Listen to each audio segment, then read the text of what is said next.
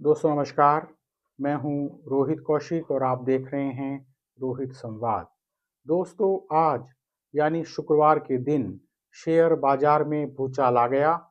भारतीय शेयर बाजार के लिए शुक्रवार का कारोबारी सत्र नुकसान वाला रहा। बाजार में चौतरफा बिकवाली देखी गई।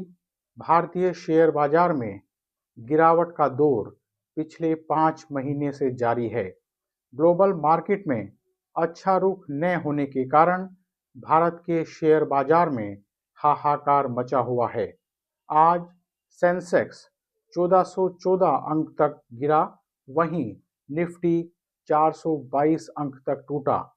इस तरह निवेशकों के एक ही दिन में करीब 7,50,000 करोड़ रुपए डूब गए।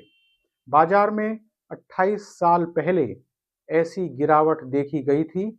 1996 में निफ्टी और सेंसेक्स दोनों में अलग अलग समय पर गिरावट आई थी। भारतीय शेयर बाजार में गिरावट का यह दौर विदेशी निवेशकों की बिकवाली के कारण हुआ है। विदेशी निवेशकों ने अक्टूबर 2024 से बिकवाली शुरू की थी। यह बिकवाली अभी तक जारी है। पिछले 5 महीने में विदेशी निवेशकों ने भारतीय शेयर बाजार से बड़े पैमाने पर अपनी पूंजी निकाल ली है।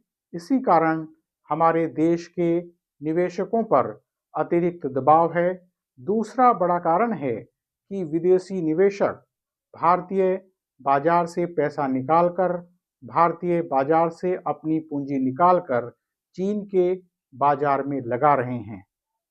एफएमसीजी कंपनियों के मौजूदा नतीजे भी बहुत अच्छे नहीं हैं। उनके मौजूदा नतीजे भी निराशा से भरे हुए हैं। दूसरी तरफ अमेरिकी राष्ट्रपति डोनाल्ड ट्रंप की नीतियों के कारण भी शेयर बाजार में उत्साह का माहौल नहीं है। दोस्तों, ट्रंप के आने के बाद पूरी दुनिया में टैरिफ युद्ध छिड़ता नजर आ रहा है। कच्चे तेल की कीमत में बढ़ोतरी भी बड़ी वजह बताई जा रही है। अंतर्राष्ट्रीय आर्थिक अनिश्चितता के कारण हालत और खराब हो गए हैं।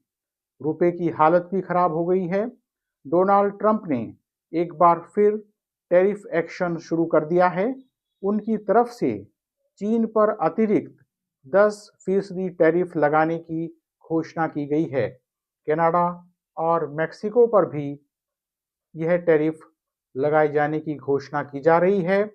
इस तरह से कनाडा और मेक्सिको पर भी टैरिफ लगाया जाएगा। अगर ट्रंप इसी राह पर रहे तो भारत के लिए भी परेशानी हो सकती है। भारत एक बार फिर आर्थिक मंदी की तरफ बढ़ता हुआ दिखाई दे रहा है।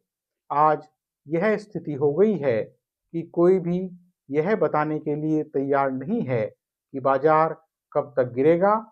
लगातार डूबता हुआ बाजार कब स्थिर हो पाएगा। दोस्तों, इस समय प्रधानमंत्री नरेंद्र मोदी का वह वीडियो भी काफी वायरल हो रहा है जिसमें लोकसभा चुनाव से पहले वह कह रहे हैं कि 4 जून को जब चुनावों का नतीजा आएगा तो हफ्ते भर में आप देखना भारत का शेयर मार्केट, भारत का बाजार इतना ऊपर चला जाएगा कि प्रोग्रामिंग वाले सारे थक जाएंगे।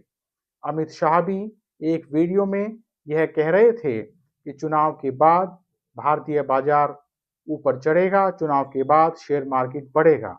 आखिर प्रधानमंत्री जी और अमित शाह जी में यह विश्वास कहां से पैदा हुआ? सवाल यह है कि अब बाजार को क्या हो गया है।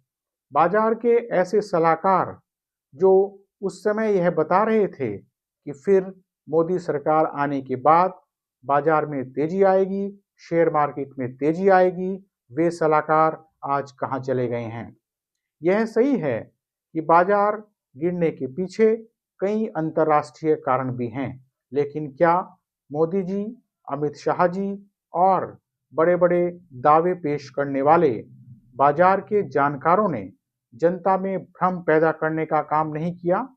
जब ट्रंप अमेरिका के राष्ट्रपति बने तो उस समय भी यह दावा किया गया था कि मोदी जी के मित्र ट्रंप राष्ट्रपति बन रहे हैं तो यह दोनों देशों के लिए हित में होगा और शेयर मार्केट में तेजी आएगी, बाजार तेजी से बढ़ेगा।